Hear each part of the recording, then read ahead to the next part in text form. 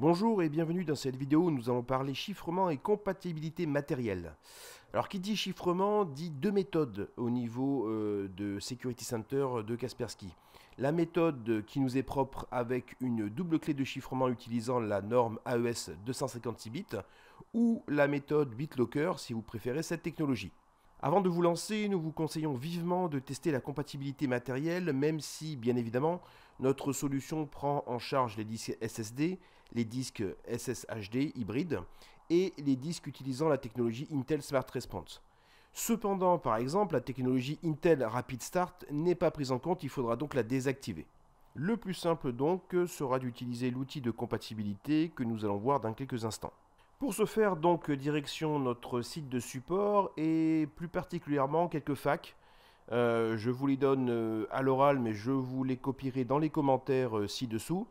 La 13042, la 14328, la 14700 et également la fac 9386. Voilà. Nous allons nous focuser sur la fac qui parle de la compatibilité, bien sûr, Endpoint Security 11, qui est la 14328. Donc ce que j'ai fait tout simplement, c'est que sur cette page, j'ai récupéré l'exécutable qui va me permettre de lancer le test de compatibilité.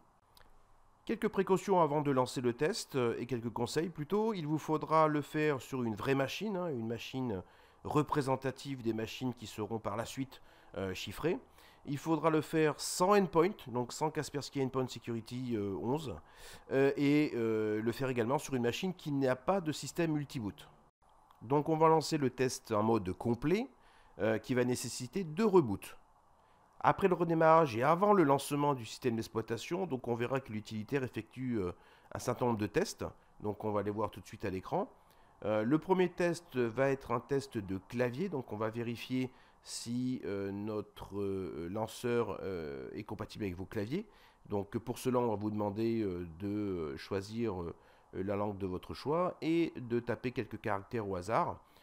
Également des caractères avec la touche Shift et Alt enfoncée pour vérifier que tout fonctionne bien à 100%.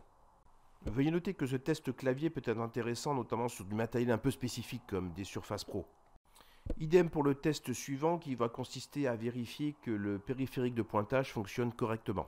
Je n'en ai pas ici, mais veuillez noter que dans le test suivant, on va vérifier la compatibilité de votre token USB ou votre carte à puce si vous souhaitez l'utiliser dans le cadre de l'authentification avec le préboot Kaspersky. Je vous affiche donc à l'écran la liste des matériels compatibles.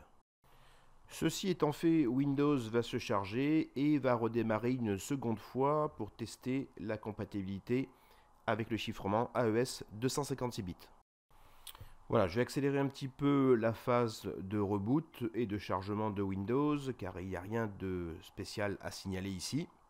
Le plus intéressant sera bien sûr après le reboot et après le login quand vous aurez accès, comme on va le voir dans quelques instants, à un fichier descriptif qui va récapituler tout ce qu'on vient de faire au niveau des tests.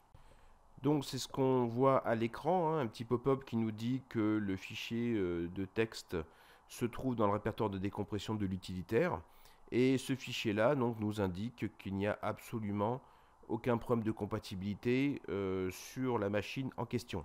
Alors encore une fois, moi je l'ai fait dans une VM pour les besoins de la vidéo, mais il faudra vous bien sûr le faire dans une vraie machine, la vraie machine qui sera par la suite chiffrée. Merci d'avoir suivi cette vidéo, n'oubliez pas vos questions dans les commentaires et je vous dis à très bientôt.